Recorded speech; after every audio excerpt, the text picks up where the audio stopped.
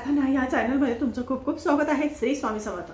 आज मी तुम्हाला सांगणार की स्वामी महाराजांची ही सेवा जर आपण केली तर 99% आपले जे प्रश्न आहे, आपल्या अडचणी आहे त्या समाप्त होतात आणि स्वतः स्वामी महाराज आपल्या अडचणी प्रश्न जे असतात ते सोडवत असतात। म्हणून आपल्याला नित्य नेमाने नित्य सेवेचे म्हणजे नित्य जी सेवा आहे ती कशा पद्धतीने करावी याबद्दल मी आज माझ्या ह्या व्हिडिओमध्ये तुम्हाला सांगणार आहे। बघा आपण स्वामी महाराजांची सेवा करतो, त्यांची आराधना करत असतो, पण काही वेळेस काय होतं, आपण भरपूर सेवा करतो आणि आपल्या मनातली कामना जर नाही पूर्ण झाली मग आपण नाराज होतो आणि मग आपण सेवा सोडून देतो। हाच मोठा अपराध आपण करत असतो की ज्या वेळेस आपलं काम होण्याच्या मार्गावर असतं आणि म्हणजे होण्याच्या मार्गावर असतं त्यावेळेस आपल्याला भरपूर प्रमाणात अडचणी आलेल्या असतात। मग आपल्याला वाटतं की महाराज काम आपलं करत नाही, मग आपण मध्येच सोडतो। पण ही चूक नाही करायची, कारण की ज्या वेळेस आपल्याला अशा अडचणी येतात, दुःख येतात, कष्ट येतात, त्यावेळेस महाराज आपली परीक्षा बघत असतात। आपण जर या परीक्षेतून उत्तीर्ण झालो, त्यांची सेवा करत राहिलो तर 99% जे प्रश्न असतात, आपले अडचणी असतात, ते स्वतः स्वामी महाराज आपले पूर्ण करत असतात। त्यामुळे आपल्याला ह्या ज्या सेवा आहे, नित्य सेवा जी कशी करावी, जे नित्य नेमाने रोज आपल्याला करायलाच पाहिजे। जसं आपण जेवतो, खातो, झोपतो, रोज देवांची पूजा करतो, संध्याकाळ देवाला दिवा लावतो, त्याच पद्धतीने आपल्याला नित्य सेवा करायची आहे। आता नित्य सेवा करण्यासाठी आपल्याला बघा, नित्य सेवा करण्यासाठी तुम्ही कोणत्याही वेळेला करू शकता, असं नाही, वेळेचं बंधन नाही। तुम्ही कोणत्या पण टायमाला ज्या वेळेस तुम्हाला टाइम मिळेल त्यावेळेस तुम्ही करू शकता। आता नित्य सेवा एकाच ठिकाणी बसून करावी का?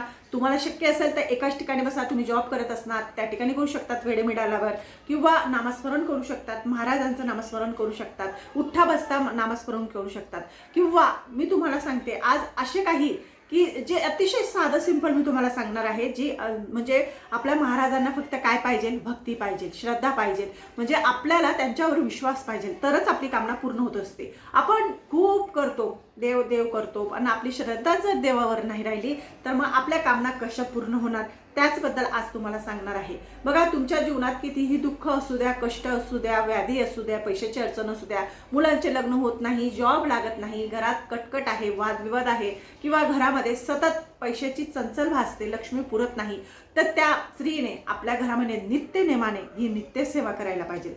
आता नित्य सेवा कशा पद्धतीने करावी आता ते मी तुम्हाला सांगणार आहे। जशी आपण नित्य सेवेची पूजन करतो तशाच पद्धतीने आपल्या कुलदेवीची सुद्धा सेवा करायची आहे। आपल्या कुलदेवीच्या सुद्धा जर तुम्हाला काही नाही शक्य तर रोज आपल्या देवीच्या 11 वेळेस तुम्ही नामस्मरण करू शकतात। नाही तुम्हाला तुमच्या कुलदेवीचा मंत्र माहीत तर ओम महालक्ष्मी नमः किंवा 99 मंत्र म्हणायचा आहे, किंवा तुम्ही रोज 1 माळ केली तरी सुद्धा चालेल। आपली कुलदेवीची आरती करायला पाहिजे, तिची आरती लावायला पाहिजे, तिचे ज्या आपल्या देवीच्या जे सेवा आहेत त्या सगळ्या स्त्रियांनी करायला पाहिजे, कारण की जी कुलदेवी असते ती सुद्धा ज्या घरामध्ये गुरूंची कुलदेवीची सेवा केली जाते त्या घरात पैशाची कशाचीच कमतरता राहत नाही, अडचणी तर खूप लांब पडत असतात।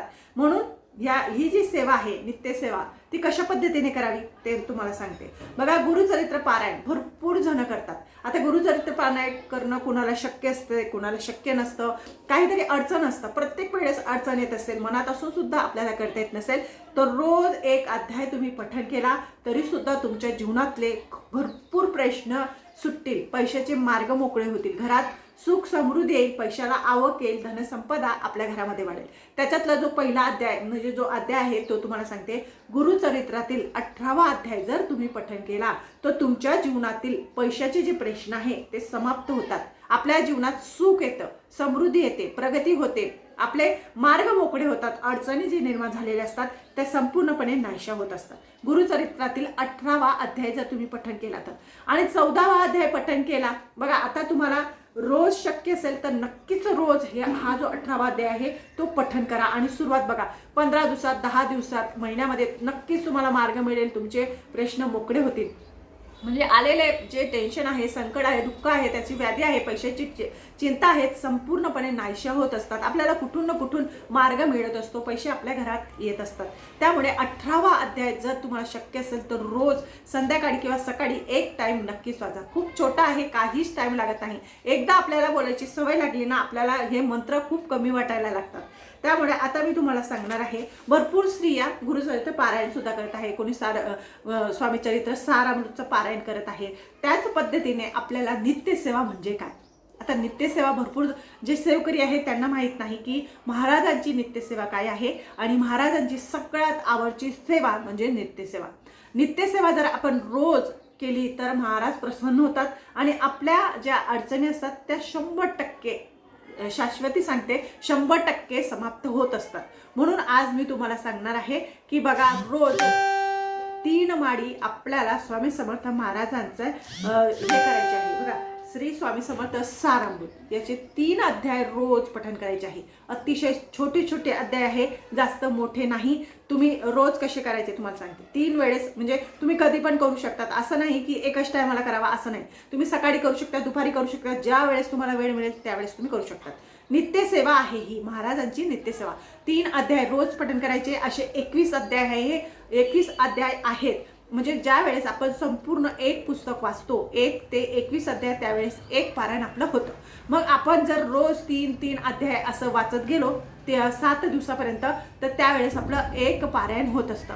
म्हणून आता तुम्ही म्हणणार आज तुम्ही 3 अध्याय वाचले, बरोबर, 1 2 3 अध्याय वाचले आज. म्हणजे तुम्ही सुरुवात कधी करावी ते सांगते. सुरुवात तुम्ही गुरुवारपासूनच करा, कारण की गुरुवार हा आपल्या गुरूंचा वार असतो. म्हणून 3 अध्याय वाचले, पहिला, दुसरा, तिसरा. परत दुसऱ्या दिवशी आता गुरुवार झाला, शुक्रवारी तुम्ही 3 4 5 6 नंतर 7 8 9 म्हणजे असे जसं म्हणजे 1 2 3 4 5 6 7 8 9 तोच वाचायचा नाही. आपल्याला परत म्हणजे पूर्ण 21 अध्याय वाचायचे आहे. असं तुम्हाला 7 दिवसापर्यंत वाचायचं आहे.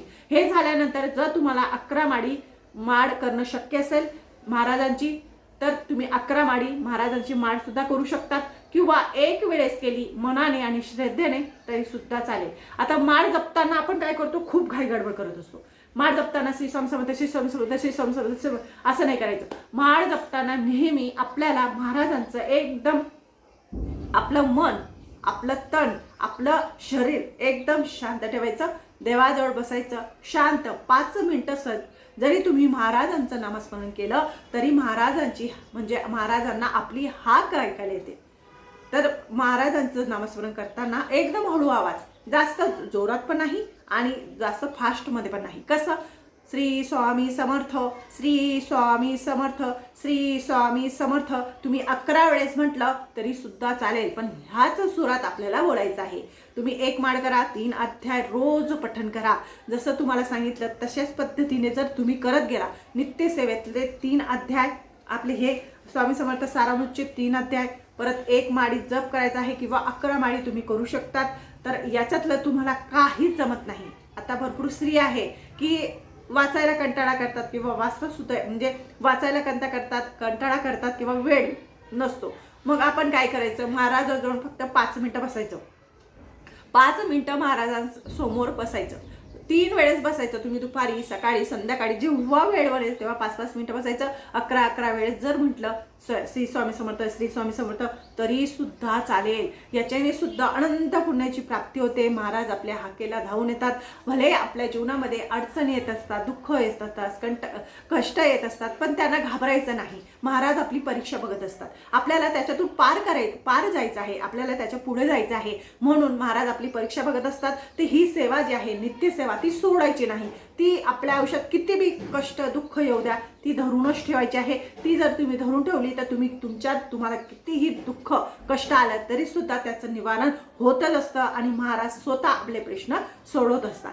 म्हणून मी आज तुम्हाला सांगते की ह्या सगळ्या गोष्टी आपल्याला करायच्याच आहे. आता याच्यातल्या जे खूप छोटे आहे, एकच पान आहे. कुठे जे मोठे आहे 2 किंवा 3च अध्याय असे आहेत की ते 2 पानांचे आहेत. पण हे अतिशय सोपं, एकदम वाचायला बी खूप मन लागतं. एक वेळेस वाचायला सुरुवात केली की आपल्याला रोज आवड निर्माण होते की आज माझे 3 अध्याय झाले, आता मी उद्या 4 5 6 करणार, नंतर परवा मी 7 8 9 करणार. म्हणजे आपल्याला उत्साह निर्माण होतो. आपल्या मनात उत्साह यायला लागतो की अरे नित्यसेवा करायची आहे, महाराजांची सेवा करायची आहे, महाराज मला हाक मारत आहे, महाराज मला बोलवत आहे. आणि बघा, तुमच्या मनामध्ये असेल आणि महाराजांच्या मनामध्ये असेल तर किती बी अडथळे येऊ द्या, तुम्ही सेवा केल्या बिगर राहणार नाही.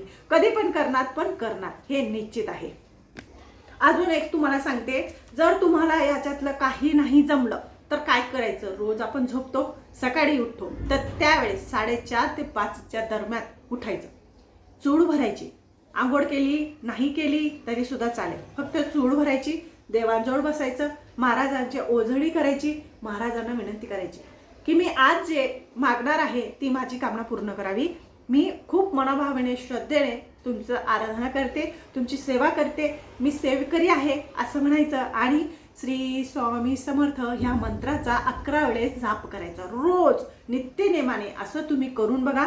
10 दिवसातच तुम्हाला याचा अनुभव येईल, प्रचिती येईल. तुमच्या मनातली कितीही अवघड इच्छा असू द्या ती पूर्ण झाल्याशिवाय राहणार नाही. कारण की सकाळची जो टाईम असतो तो ब्रह्मत्व म्हणजे देवांचा वास असतो. सकाळी 4, 4:30, 5 वाजेपर्यंत आपल्या देवांचा वास असतो. ब्रह्ममुहूर्त म्हणतात. त्या ब्रह्ममुहूर्ताला म्हणजे 4:30 ते 5च्या दरम्यान जर तुम्ही रोज सकाळी उठून चूड भरून देवांसमोर बसून जर ओझडी भरून म्हणजे ओझडी म्हणजे आपले हात असे करायचे, महाराजांना विनंती करायची. आता तुमच्याकडे फोटो असेल किंवा नसेल तरी सुद्धा तुमच्या मोबाईलमध्ये तुम्ही फोटो लावू शकतात किंवा नुसता ठेवला आणि किंवा फोटो असेल, मूर्ती असेल तरी ठेवली, महाराजांसमोर विनंती केली तरी सुद्धा महाराज तुमच्या जी कामना असतात ते 100% पूर्ण करतात. हे खात्रीशीर उपाय आहे. करून बघा. 10 दिवसातच तुम्हाला याचा अनुभव येईल. आल्याशिवाय राहणार नाही आणि तुम्ही मला कमेंट करून नक्कीच सांगणार. तर बघा असेच खूप चांगले चांगले व्हिडिओ केलेले आहे, संपूर्ण माहिती दिलेली आहे. जर तुम्हाला माझं हे चॅनल आवडत असेल तर लाईक करा, सबस्क्राईब करा.